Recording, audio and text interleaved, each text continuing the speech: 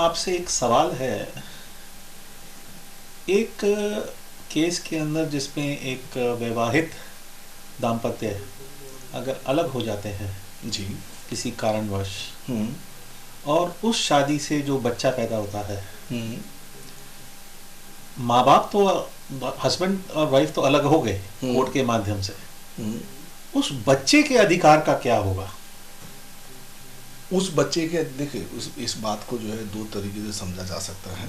जहाँ तक उस बच्चे का अधिकार है वो वहाँ जस का तस बना रहेगा। एक जजमेंट है, यदि आप देखेंगे सिविल अपील नंबर 4031-4032 है, जिसमें इस इशू को माननीय उच्चतम न्यायालय ने डील किया है और उसके अंदर आंसर दिया है।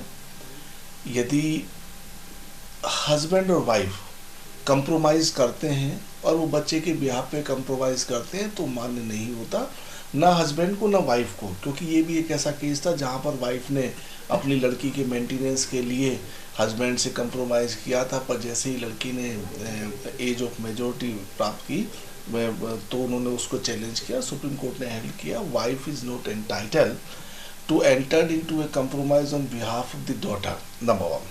सो therefore the daughter, the children born out of the wedlock of the husband and wife is duly entitled to have his rights.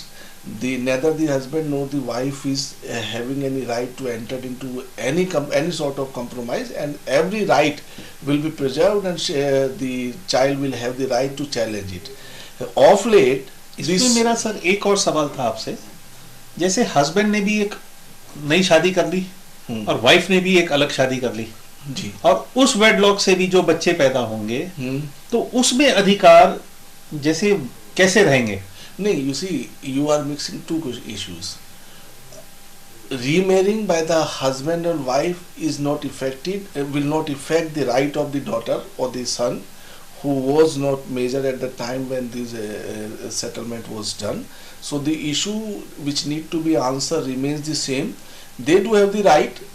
The right will exist so far the right of the child is concerned, that remain exist. I'll tell you another example. आपका कहने का मतलब है जो पहला बच्चा है, let me complete. वो दोनों की प्रॉपर्टीज में एंटाइटल रहेगा, पहले पेरेंट्स के भी और बाद वाले भी। Of course, as I told you, Supreme Court has taken cognizance in the case of Ganesh versus Sudhir Kumar. So that is the principle. And of late, the Honorable High Court has framed a legal issue with regard to the same, which is still pending in the regular second appeal number 10 of 2021, titled as Ashish versus Harchandi through LRs.